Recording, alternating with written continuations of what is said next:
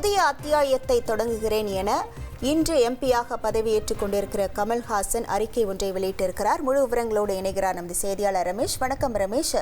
கமல்ஹாசன் வெளியிட்டிருக்கக்கூடிய அறிக்கையில் என்ன தெரிவித்திருக்கிறார்? முழு விவரங்கள்.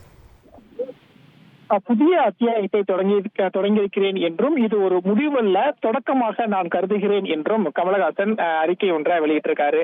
ராஜ்யசபா எம்பியாக கமலஹாசன் இன்று டெல்லியில பதவியேற்றாரு. பதவியேற்ற தொடர்பாக கமலஹாசன் வெளியிட்டிருக்கக்கூடிய அறிக்கையில இந்திய அரசியலமைப்பு சட்டத்தை ஒரு சம்பிரதாய சடங்காக இல்லாமல் உணர்வு பூர்வமாக மதிக்கக்கூடிய ஒருவனாக நான் பதவியேற்றிருக்கிறேன் அப்படின்னு கமலஹாசன் சொல்லியிருக்காரு.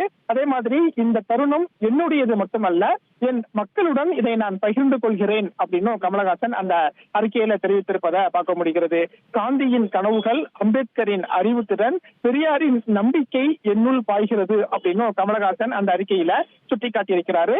அதே மாதிரி நாடாளுமன்றத்துல ராஜ்யசபா உறுப்பினரா என்னென்ன விஷயங்களை எதிர்க்க வேண்டுமோ அந்த விஷயங்களை எல்லாம் நான் எதிர்ப்பேன், எந்தெந்த விஷயத்துக்கு ஆதரவு தெரிவிக்க வேண்டுமோ அந்த விஷயங்களுக்கு எல்லாம் ஆதரவு தெரிவிப்பேன், தேவைப்படும் இடங்களில் ஆலோசனையும் வழங்குவேன் அப்படின்னு அந்த அறிக்கையில சுட்டிக்காட்டியிருக்கிறாரு.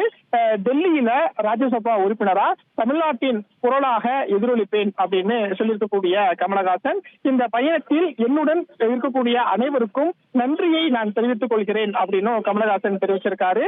அதே மாதிரி இந்திய நாட்டை பிரிவினைவாதத்தின் ஆபத்திலிருந்து மீட்க வேண்டிய கடமையும் எனக்கு இருக்கிறது அப்படின்னு அந்த அறிக்கையில கமலஹாசன் சுட்டிக்காட்டியிருக்கிறார்.